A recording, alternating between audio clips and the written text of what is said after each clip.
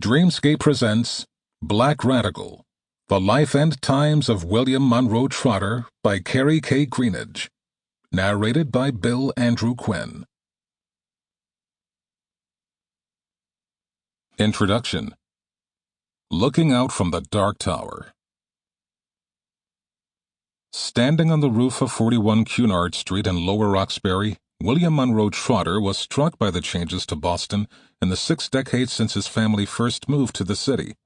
Before his April 1872 birth, when his newlywed parents settled briefly on Kendall Street, a few blocks east of Cunard, Roxbury was a recently annexed addition to Boston proper that contained the last remnants of the Yankee elite, buttressed by working-class Irish and German immigrant tenement houses.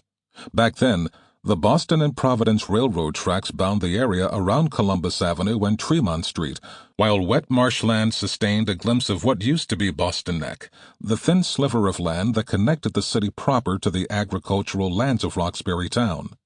Then, too, the brick single-family houses and planned streets of the nearby South End were home to new money Protestants, and the black and brown faces that were so ubiquitous in Trotter's time were rare.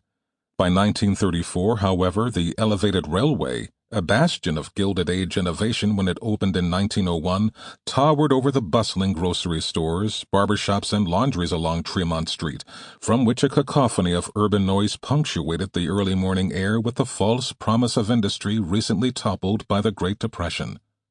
Looking northeast from Cunard Street toward Brigham Circle, Monroe Trotter remembered when the West End was the heart of Black Boston, and when, as a little boy traveling by streetcar from Hyde Park with his father, he could still see the tall, austere figure of the radical abolitionist, Lewis Hayden, walking down Phillip Street, and hear old folk narrate harrowing stories about fugitive slave rescues.